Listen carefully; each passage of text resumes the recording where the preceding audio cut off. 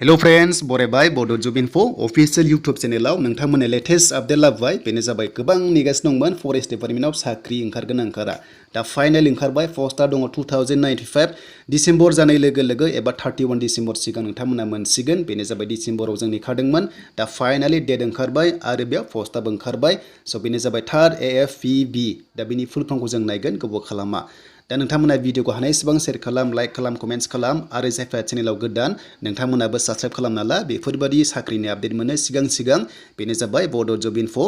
दा आसाम पुलिसानो कन्डाक्ट खालामगोन फाइनाली बेयाव डिक्लेयार खालामबाय आसाम पुलिसानो बे रिलिखौ कन्डाक्ट खालामगोन बेखायनो रानिं थागोन दा रानिंआ बेसेबां जागोन डिटेल्स फैथ'वाखै जेब्ला फैगोन नोंथांमोना थाबैनो नैबे SLPRBआव अफिसियेल नटिफिकेसन मोनसिगोन 31 डिसेम्बरनि सिगां एप्लाइ जागोन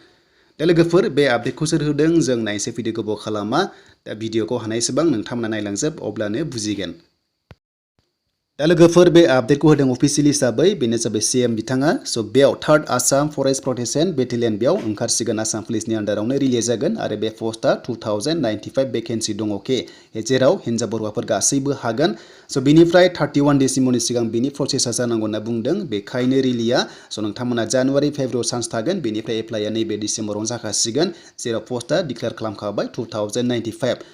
नाथाय लोगोफोर बेयाव क्वालिफिकेसना बेसेबां जानांगौ डिटेल्स फैयाखै बैसोआ फैयाखै आरो बे अफिसियेल नटिफिकेसना आसाम पुलिसनि आन्डाराव ओंखारसिगोन दा बावैनो दिनै गाबोननि गेजेराव ओंखारनो हागौ दायो ओंखारथ'वाखै स' बेनिफ्राय 10 पास जानाय लोगो लोगो आं सानदों बेयाव इलिजिबल जागोन मानोना बे जाबाय मोनसे कनस्टेबल एबा बेटेलियन नालाय जेराव 10 पास जानो हाखायो स' बेनिफ्राय HS पास टेनसन गैया बाट 10 पासआ हागोन ना हाया मिथिथ'वा नाथाय आं सानदों पजिटिभ आपडेट ला नोंथांमोना जे 10 पासआ बेयाव इलिजिबल जानायनि चान्सआ दंखायो मानोना बे जाबाय कनस्टेबल दा लोगोफोर नोंथांमोना गोबां नेगासिनो दंमोन आसाम फरेस्ट डिपार्टमेन्टआव साख्रि ओंखारा बे जाबाय कनस्टेबल लेभेलाव ओंखारग्रोबाय पस्टआथ' जाखाबाय 2095 दा बाथ्राया जाबाय नोंथांमोना बयबो रेडि जानांसिगौ एप्लाइ खालामनो हानायसेबां डकुमेन्ट्सखौ नोंथांमोना रेडि खालामखा फिन खनसेबाव मिस्टेक खालामनाङा एप्लाइ खालामनायाव लासै खालामबानो जाबाय नोंथांमोना गोबां माखासे इन्सट्राक्सन्सखौ नायग्रोनानै एप्लाइ खालामबानो जाबाय